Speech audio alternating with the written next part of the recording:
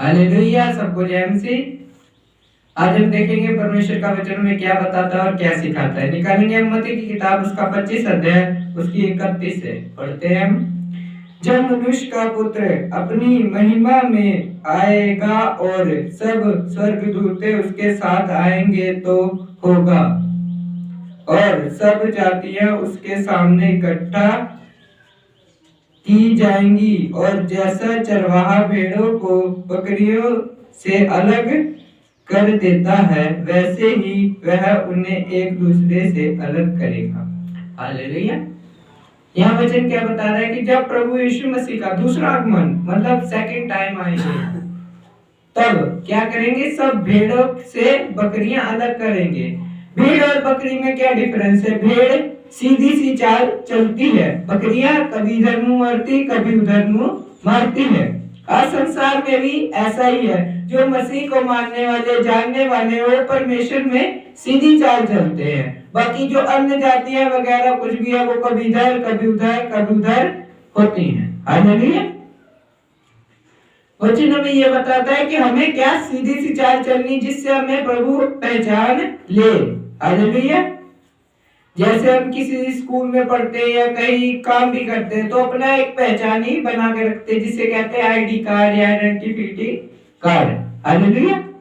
ऐसे ही परमेश्वर में भी हमारा आइडेंटिटी कार्ड होगा जो हमारा सीधी चाल चलने का होगा। जैसे लोभ ना करे, लालच ना करे, किसी के बुरी निगाह ना रखे, गलत से सोच ना रखे, ये हमारा आइडेंटिटी कार्ड होगा। हालेलुया।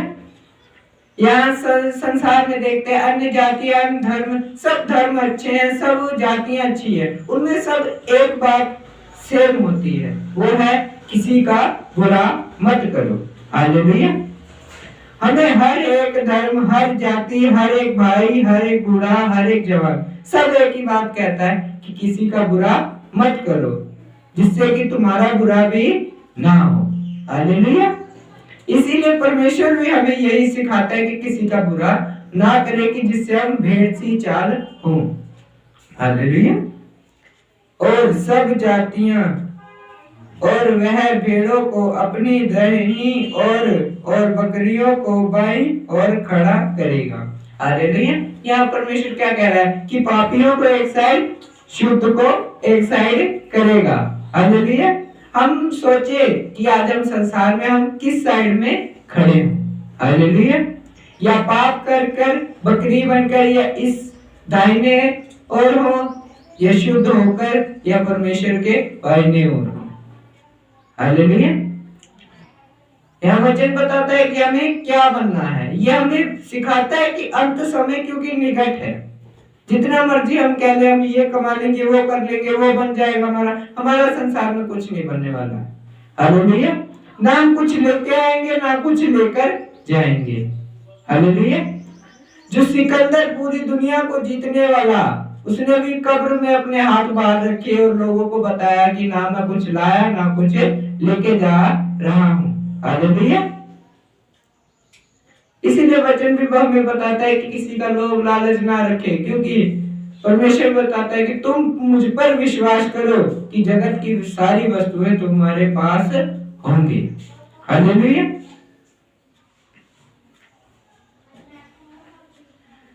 तब राजा अपनी दाहिनी ओर वालों से कहेगा, हे मेरे पिता के धन्य लोगों, आओ उस राज्य के अधिकारी हो जाओ जो जगत के आदि से तुम्हारे लिए तैयार किया गया है। हालेलुया।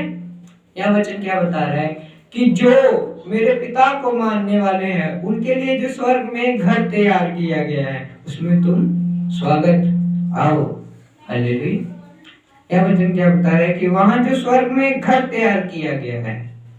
आज लोग जरूर कहते हैं स्वर्ग या नरक वो है, बाकी हमने किसी ने नहीं देखा है, पर परमेश्वर को हमने देखा है। हालेलुया। जिससे हमें पता चलता है कि स्वर्ग नरक भी है। हालेलुया। जो स्वर्ग में हमारे लिए घर तैयार है, हम उस घर के लिए भी ना बने तो इस संसार का घर हमारे लिए कोई मायने नहीं रखता। हालेलुया। वो स्वर्ग का घर सोने से बना होगा, चांदी से बना होगा। ये ईंट बालू लकड़ी किसी चीज का भी बना है, वो राख खाक में मिल जाएगी। हालेलुया। आज संसार में किसी भी घर में आग लगती है, कुछ भी होता है, तो हम फायर ब्रिगेड वाले को बुला सकते हैं। जो स्वर्ग में घर होगा उसके में हमें प्रभु यीशु मसीह ही अंदर ले जा सकता है। हालेलुया।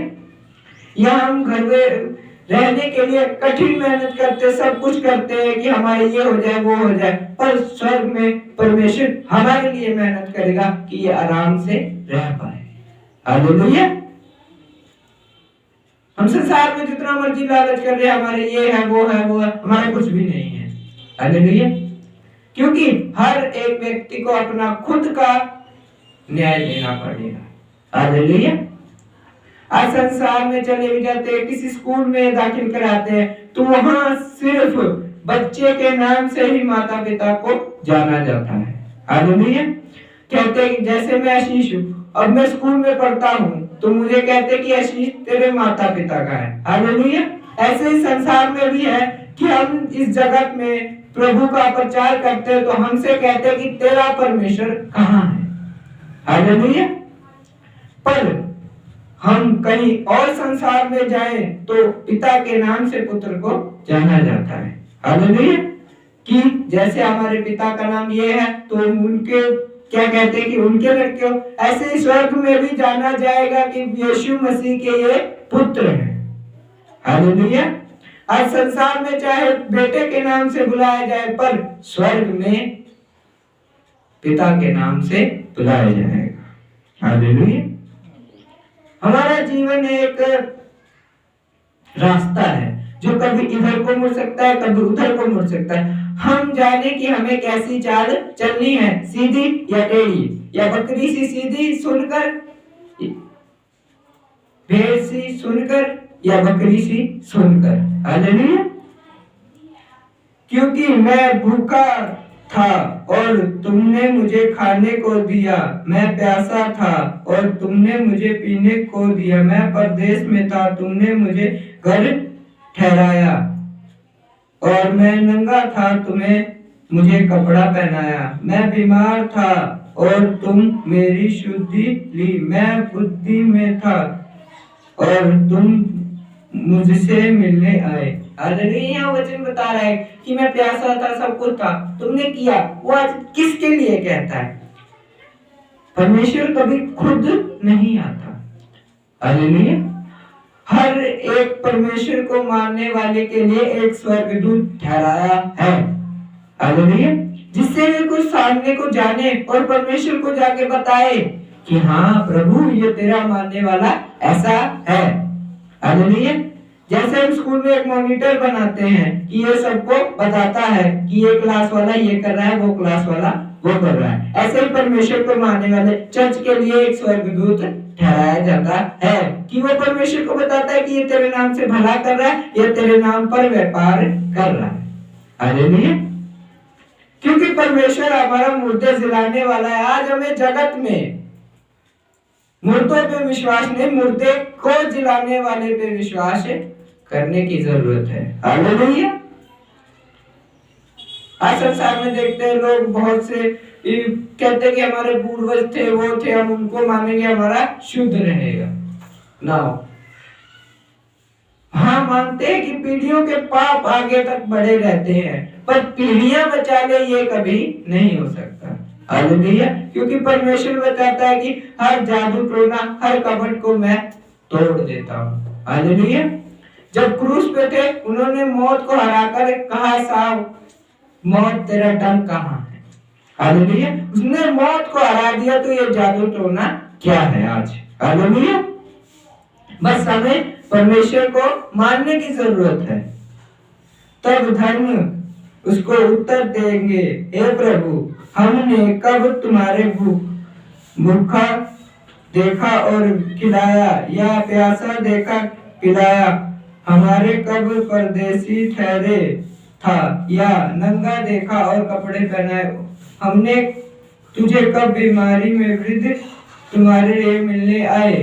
तब राजा उनसे उत्तर देगा, मैं तुमसे सच कहता हूँ कि तुमने जो मेरे इन छोटे से छोटे भाइयों में से किसी एक के साथ किया वह मेरे साथ किया। हालेलुया।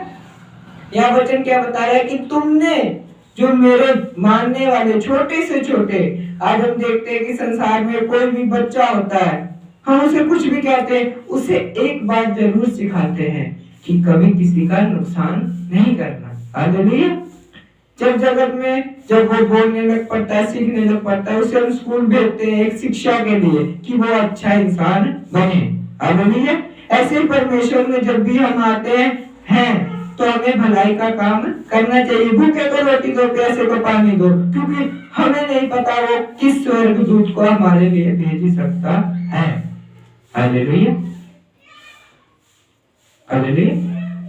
क्योंकि वचन बताता है कि मैं अपने दासों में होकर बोलूंगा। अब तक क्या पता उस समय दास आ जाए, हम दास का निरादर करें तो परमेश्वर हमसे रूठ जाए। फिर परमेश्वर हमसे कहेगा कि तूने ये वचन नहीं सुना या ये वचन कभी माना ही नहीं, कि छोटे से छोटे के साथ भी जैसा करेगा वो स्वर्ग में लिखा जाएगा। हालेलुया। उसका सब बायोडाटा हमारा परमेश्वर के पास होगा। हम जितना मर्जी कह लें, संसार में तो कह सकते हैं कि हमने ये किया था, वो किया था, पर परमेश्वर के आगे हम कुछ भी नहीं बोल सकते। हालेलुया। तब वह भाई और बोलो से कहेगा, हे शापित लोगों, मेरे सामने से उस अनंत आग की चले जाओ जो शैतान और उसके दूतों के लिए तैयार की गई। हालेलुया। यह क्या वचन बता रहा है कि जो पापी थे, लोग थे, लालच में थे, उनके लिए एक नरक का द्वार तैयार किया गया है। आज लोग कहते हैं कि संसार में ही नरक है, स्वर्ग है। हाँ, होगा, आपके कामों से नरक स्वर्ग होगा। हालेलुया। आज लोग कहते हैं कि जिनके पास धन है वो स्वर्ग में जी रहे हैं, जिसके पास धन नहीं वो नरक में जी रहे हैं। हालेलुया। यहाँ परमेश्वर का वचन बता रहा है कि परमेश्वर ने एक बार बताया कि एक लाजर नाम का व्यक्ति था जो परमेश्वर को मानने वाला बहुत था। जब उसको बीमारी लगी, कोढ़ लगा, तो सब उससे दूर भाग गए। एक वहां ही जिसके दर पे बैठता था अमीर आदमी, वो इतना अमीर था, वो शान शौकत से जी रहा था। पर जिस दिन मौत हुई ना, इब्राहिम वो लाजर मरा, जब उसको दफनाने वाला कोई नहीं था, वो लावारिसों की तरह दफनाया गया संसार में। और जो राजा था, महाराजा, शान और शौकत से इत्र उत्र लगा के दफनाया गया। जब संसार में ऐसा हुआ तो परमेश्वर की ओर जब गए तो लाजर नाम का व्यक्ति इब्राहिम की गोद में था, मतलब आज कहते हैं कि स्वर्ग में था। हालेलुया। वो एक गरीबी को झेलने वाला, उसका परिवार छोड़ के चला गया, सब कुछ छोड़ के चला गया, पर स्वर्ग में वो आदमी आराम से जी रहा है। हालेलुया। वो अमीर आदमी आज भी नरक में तड़प रहा है। हालेलुया। वो कहता है कि लाजर मुझे छू ले जिससे मैं भी बच जाऊं। स्वर्ग की क्योंकि इतनी ठंडक है कि उसका आग बुझ सकता है। हालेलुया।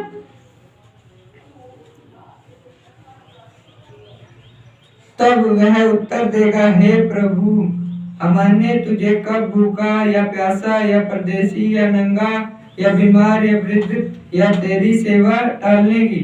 तब वह उन्हें उत्तर देगा, मैं तुमसे सच कहता हूँ, तुम्हारे जो इन छोटों से छोटे से में भी किसी एक साथ नहीं किया वह मेरे साथ भी नहीं किया। हालेलुया। तुमने अपने पास्टर की आज्ञा नहीं मानी तो मैंने भी तुम्हारी नहीं मानी। हालेलुया। और संसार में कहते हैं कि तुम मेरा काम करोगे, भैया मैं तुम्हारा फिर काम करूंगा। हालेलुया। कि तुम मेरी मानोगे फिर मैं तुम्हारी मानूंगा। हालेलुया।